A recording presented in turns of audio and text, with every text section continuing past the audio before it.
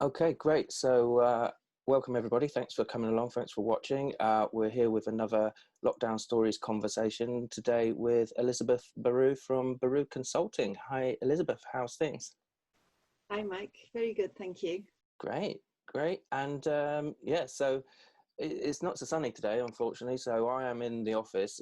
All the other ones I've done so far have been on the patio. So I don't know.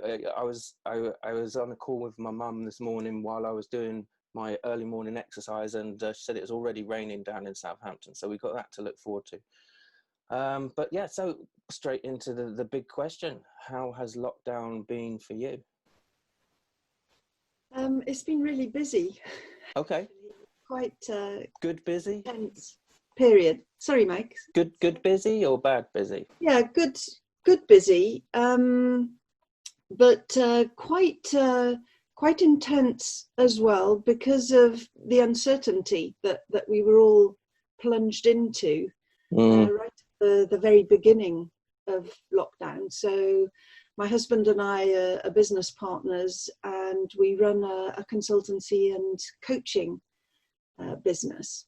And in the first 2-3 weeks of lockdown, we literally saw all the business that relied on physical travel fall away, yeah. either postponed or cancelled. So anything that was group training or team coaching or seminars was all removed from the diary. What? How did that feel? I mean, what was the initial reaction? It must have been sort of heart wrenching, really, because you built up all Yeah, that work.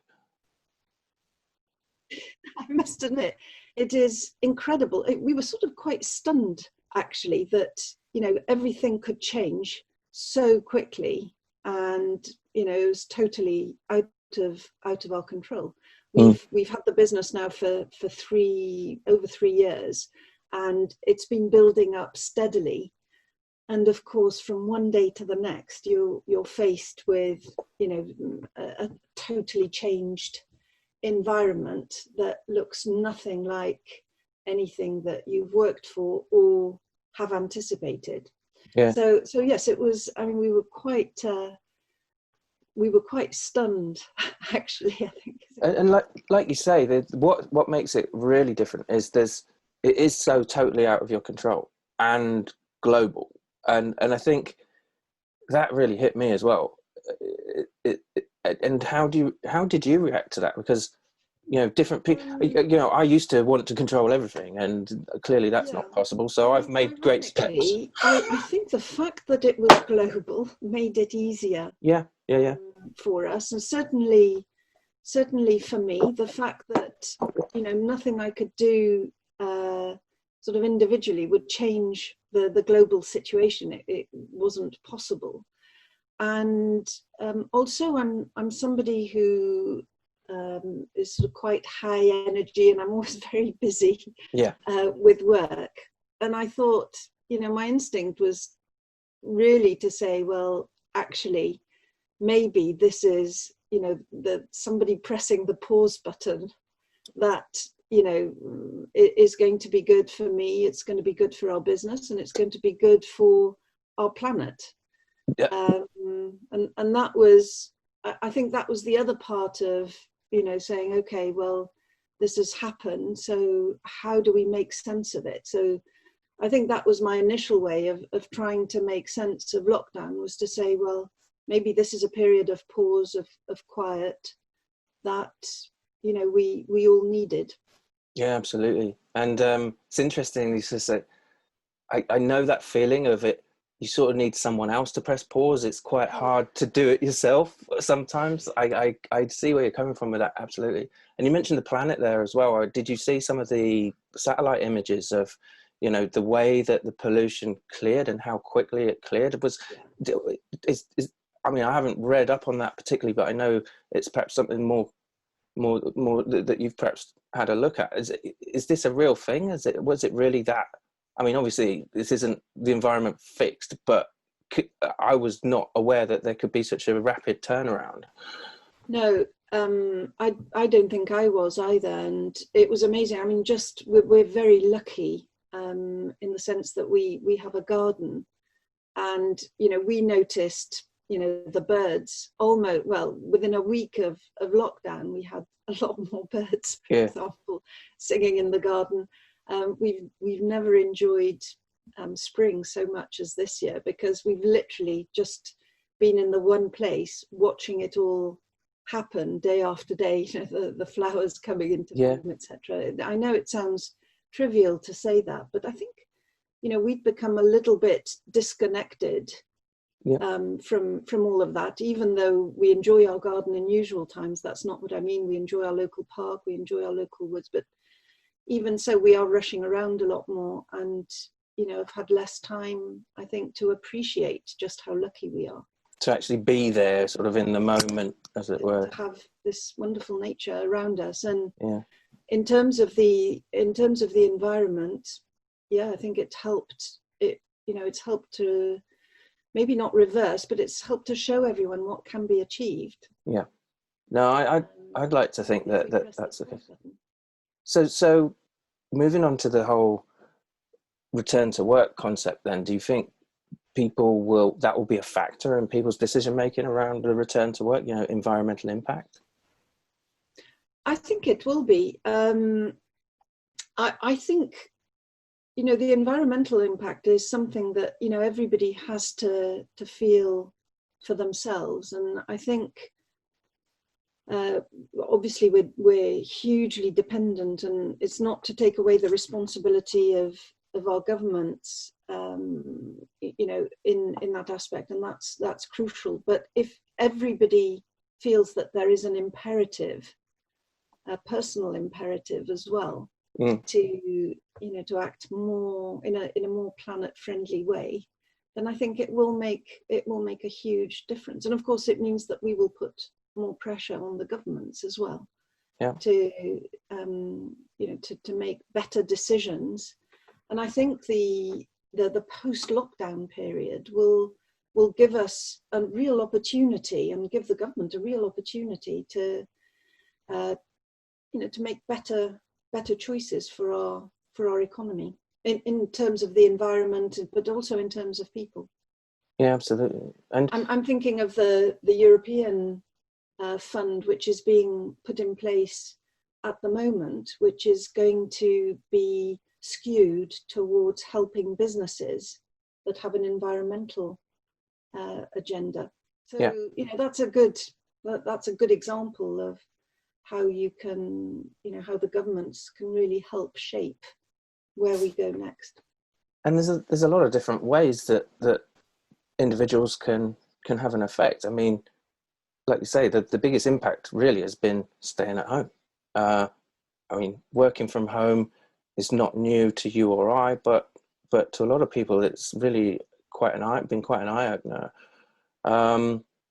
And then there's cycling. I've never seen so many cyclists. I know you're a keen cyclist yourself, or at least certainly when it comes to the commute and that sort of thing. So I think that there is a real opportunity for individuals to take some responsibility and make some changes. And when it comes to governmental decisions, I don't know if this is the right way to go about this, because my view around where we ended up with Brexit is sort of like, be careful how far you push democracy, right? Because if you let everyone decide on big matters or everything, then are there enough checks and measures for that to work? Now, I think there's certainly an opportunity for more digital involvement, and I know that's the way the government is going with YouGov, etc., and involving individuals more in the narrative, if not the decision making. Is the environment an area where some decisions should be put out to everyone? Yeah, I think certainly in terms of giving a voice to people, I think obviously the digital democracy is absolutely fantastic. Mm. And also, I think for, if we believe in local government and allowing local governments to listen to what their constituents are saying, I think it's great for them as well in terms of managing those discussions. I think people need to feel that, they have a voice. Mm. And, digital conversations are a great way for involving people. But I don't think it should absolve the government from, making those decisions and having, the really tough debates that we need them to have. And, I was very struck by something that Jonathan Sumption said in his Wreath lectures last year, which was that, the Brexit referendum was very ill-suited to our parliamentary democracy, because our democracy is based on that confrontation and debate and discussion in Parliament. That is the way that we've made decisions, and the way that we're set up to make decisions. So not surprisingly, in a referendum contest that was always going to be very close, there was then no way to have a debate to get to the right conclusion.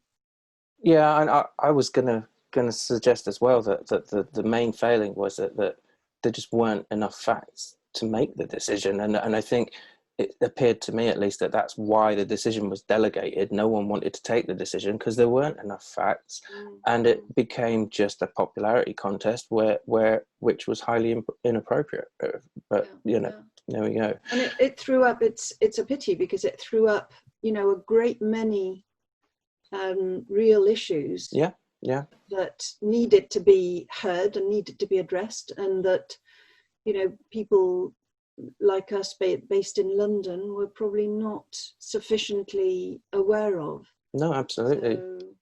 And I certainly do feel more aware of those issues in relation to geographic context, having heard those voices. But and you talk about the local politics and that sort of infrastructure, and I probably don't want to go into it in too much detail, but I don't know if you noticed that one of the a student that a local student had written to their MP about the current situation in the States, and sort of asked for an opinion, and the response was, frankly, well, very dismissive. I think is probably the kindest way I can put it.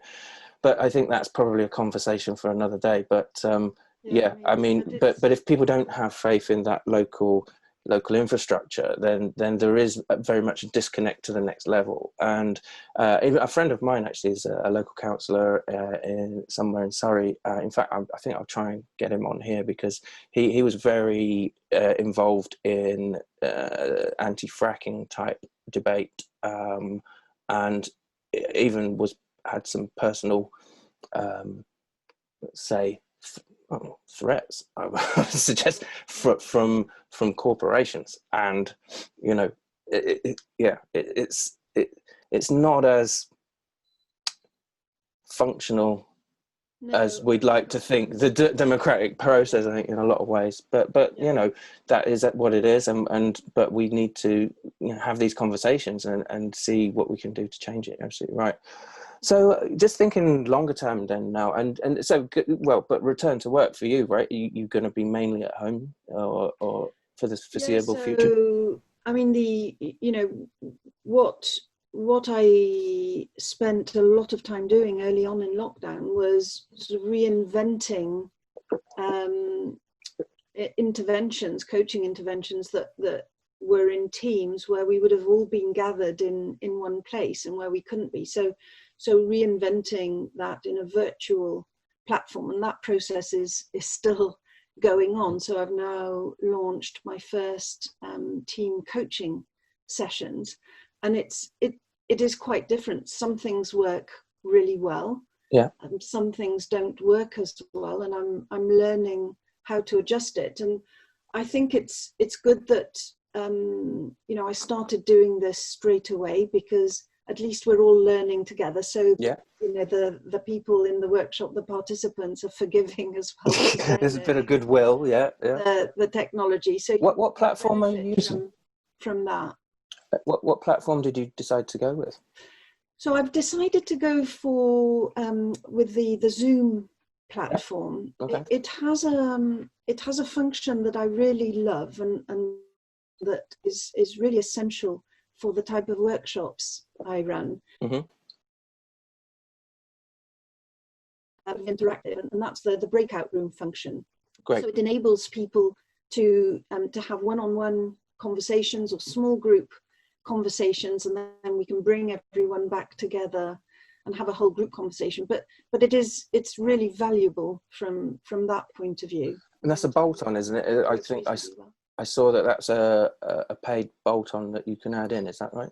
Which one? Sorry. The breakout rooms, or is it part of the core functionality? I buy just the first level, right? If you like. So it's not free. I pay for the package, but it's the lowest level package, and that gives me breakout rooms. Fantastic. And I know, so how quickly were you able to sort of get that in place and start testing it? I totally agree with the whole test and learn and use it. So yeah, I've started testing with coaches fellow coaches in April. Right, great. And was ready with the first workshop actually 10 days ago. Yeah, how'd it go? And I've now delivered. two. So it's it's still very early days, and still learning. But I think I went to a virtual conference, of course, yesterday, and a woman was explaining how they transform their courses from the physical environment to the virtual environment. And she said, in order to do that, they had two options really. One was to assume that it was never going to be as good, but they had to make the best of this new virtual reality. And the second option was to think, well, actually, there's no reason why it can't be as good, and maybe it could be even better. Mindset. I love that. Yeah. And that's how I'm trying to look at these virtual workshops. I think there'll always be a place for a physical workshop if we can have them. But the virtual workshops will enable us to do maybe things that we couldn't do in a virtual space, and that will be very valuable. Maybe there'll be great add-ons, great preparation for physical workshops, great follow-ons to physical workshops, and hopefully they will work in their own right as well. No, I think that's very much the attitude. I'm actually going through this myself. I deliver content for a master's program on innovation and entrepreneurship at Warwick University, and we've been asked to use Teams, which is fine. I don't use it for anything else, but I'm sure it should work fine. But we were sort of on a call starting to prep and think about how we're going to make it as interactive as possible, because that's why I was brought in the first place. And then towards the end of the call, someone mentioned that they'd done a survey with the cohort, and something like 22 out of 28 of them said they'd rather wait and do it face to face. But the only reason being is that they'd heard such good things from the previous cohorts as to how fun it was, how interactive it was. Yeah. But again, if we can get them to be open to the idea that we can still make it as good or better, then I think it will still go ahead, no doubt. Well, look, I think so, and I think it's really important that you don't leave a vacuum. Yeah. If you need to gather people as part of your business, then it's really important that you find ways to reinvent that gathering in a virtual setting, and ask your clients. I ask for feedback every time I do something like this, obviously, and it really helps to you pick up tips, and you can bit by bit adjust, and we will all become better at it as well. Lifelong learners, right? Yeah. But you've got to have that mindset though, right? And Yeah. you know, it doesn't come easy to everyone, but if people can sort of embrace the chance to continuously improve, then that's great. In terms of, well, taking that thread into the longer term future of the economy, what do you think could be learned at government, global, IMF, whatever level you think is appropriate from this whole experience? Um, I think I think in many ways we will become more global than we were. So I think really will be global citizens, even more so than we are now, and perhaps not because of physical travel, because of virtual travel. So the conference I was at yesterday, people were there from all over the world. Many more people attended than would otherwise have flown over to Yeah, America to attend that conference, including me. I wouldn't yeah, have gone. yeah, So I think, you know, there was a feeling very much of being part of a global community that was absolutely fantastic. And I think that will give us a different voice, and will place different expectations on our governments, but also on our, you know, on our world organizations, maybe the World Health Organization. So I'm quite hopeful in that respect, that you know we will gain mm, from the exposure, even if it's virtual exposure, to you know, colleagues and people in other countries, other cultures. yeah. New communities, new markets. Did you feel like you were representing the UK at that conference? Was that? Yeah, very much so. You know, people always say, that's the nice thing. You know, people always say, you know, hi from Toronto, Yeah. hi from Delhi, hi from, you know, and I was able to say hi from sunny London just as well. It wasn't today, because that wouldn't have applied.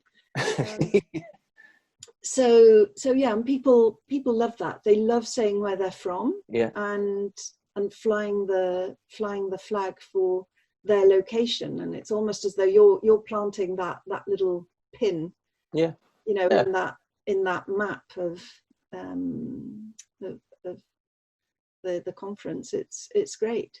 And what about? I mean, clearly, part of this togetherness is that this has been a global phenomenon, and we've all now got this shared experience. It's funny because, you know, you and I have worked in media, and I remember I quite often talk about that amazing Royal Mail campaign around, you know, thousands of TV channels, millions of websites, and one letterbox, right?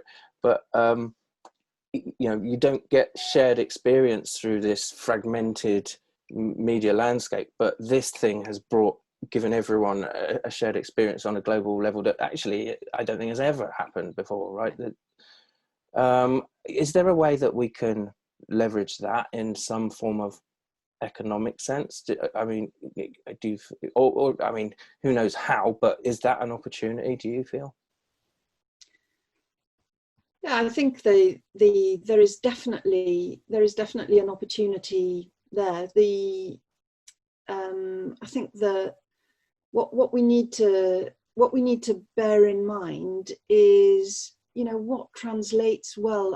I love spotting connections and finding connections with other people, other cultures. I've got two cultures, myself, so French and British, and I've always thought of that as a source of richness and an opportunity to, you know, to build a bridge between two cultures. And I love the fact that this shared experience has given us a bridge, Yeah, you know, to walk in, or to, you know, to travel more easily, perhaps virtually anyway, yeah, to other cultures, and understand, you know, how they view things, how they interact with people, how their businesses work. And I came back, ironically, just before lockdown, I returned from a business trip to Mauritius.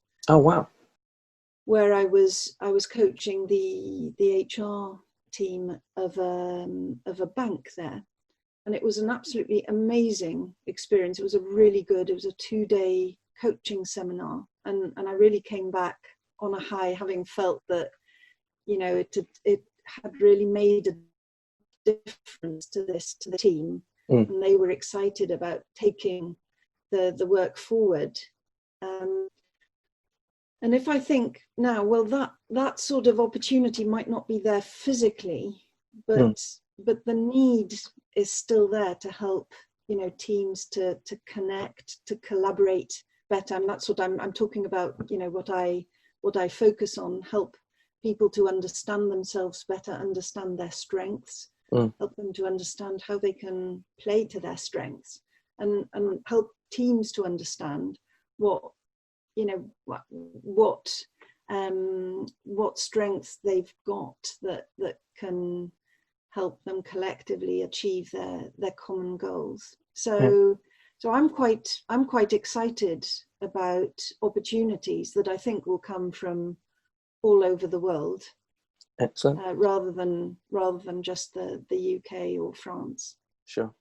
And are you still in touch with the guys in Mauritius? Have you any sort of, I mean, I'd be really interested to speak to people from different locations about this experience, and might you know, if you think of anyone either in France or Mauritius that you think might want to have this sort of conversation, that would be fantastic. Well, look, I really appreciate your time on this, Elizabeth, and it sounds like there's some real positives certainly for you and your business. And thank you all for watching. If you'd like to speak to me about your time in lockdown, share your story, I know that there's a lot of people that would love to hear it. So please feel free to add comments, ask questions, and let's keep the conversation going. So thanks again, Elizabeth. Take care now. Thank you, Mike. Bye.